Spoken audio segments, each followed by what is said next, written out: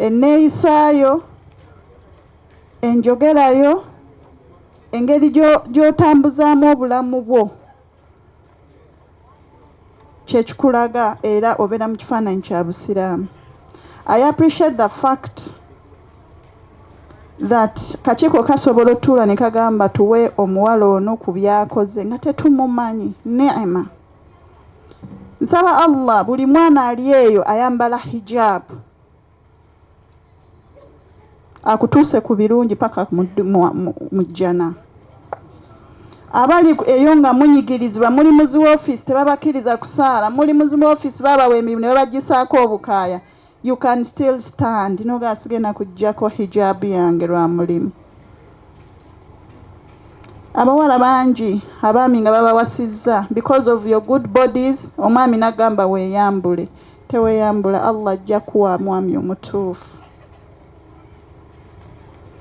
Abali eyo ng'omulimu gwe bakutwa gukujja kukolera obusiraamu bwe gukujja ku Allah, nkusaba guleke, Allah will provide. Nyina story empanvu ku kyambalo lwe tuli bayita olulala nga tulina obudde insha Allah tuliginyumya, naye neebaza buli muntu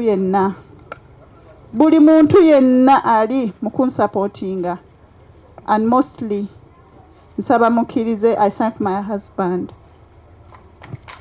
Nyinza obutafuna chance eno because tetutera kufuna mikolo ffe wano, era nafunye challenge nti family yange bantu battaali, naye ate nze we nafumbira eno ne ngenda mu sunna.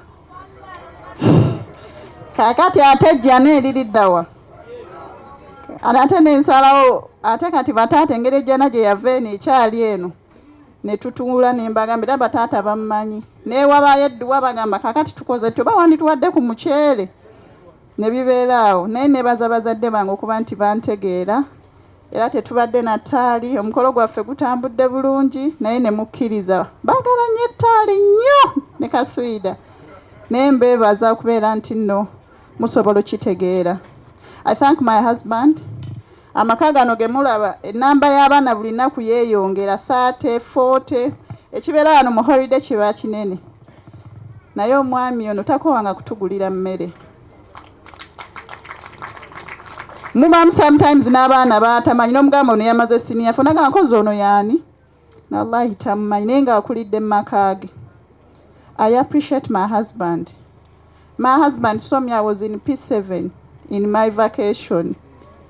N'agamba bazadde bange ayagala kumpeerera amalampa, se ne ngamba nedda, nze sijja kukkiriza mmala kusoma.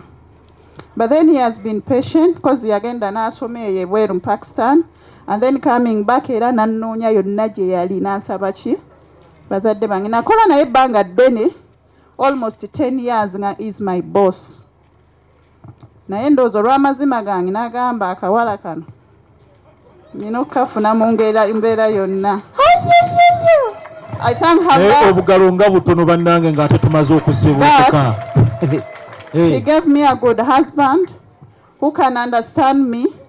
Ffe bannaye tutambula ate nga ntambula n'abasajja, however mba ne bamaharam, naye omwami wange nyinamu trust 100%. Baseeka abawali mbali awo, baseeka nsaba mutole ku bantu salaamu.